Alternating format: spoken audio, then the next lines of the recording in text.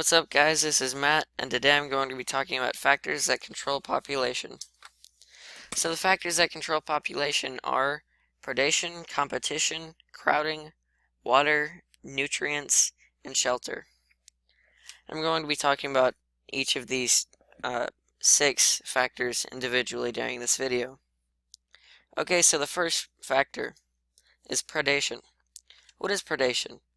Predation is basically your animal that you're studying is being hunted and eaten by another animal. Well, how would this help control the population? This would help control the population by not allowing there to be an overabundance of whatever animal it is. Let's say, for example, you have a rabbit. Now, this rabbit is eaten by a lot of different animals, including, but not limited to, coyotes, large snakes, and owls. Now, these rabbits are reproducing at a at a quick rate. Because of predation, the number of predators would also increase because of the increase of availability of food. Predation would also mean that as the number of predators increased, the number of rabbits would slowly decrease. Because of this, you reach a certain carrying capacity for the land, which also helps keep the populations low, because only a certain amount of animals can survive there at a given time. The second factor, competition. How would competition help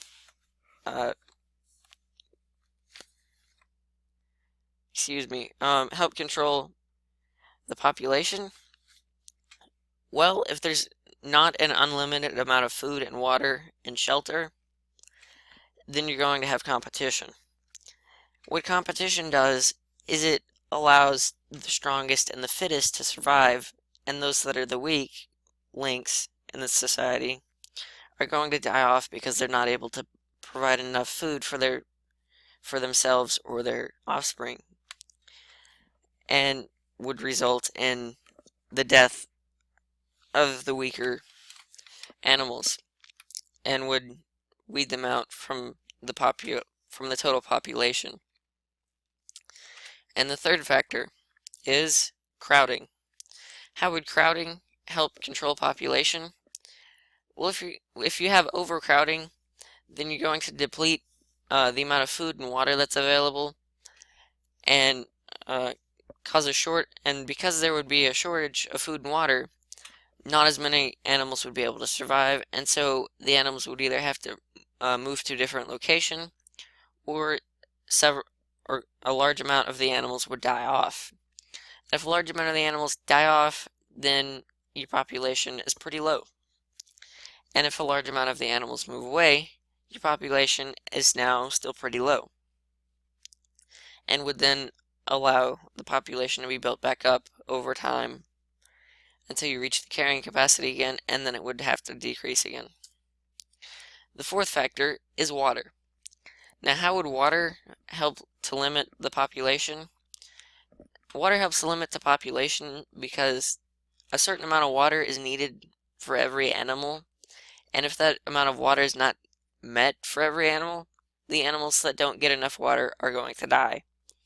And if some of the animals are dying, then it helps to limit the population because the animals are dying off and freeing up space for more animals.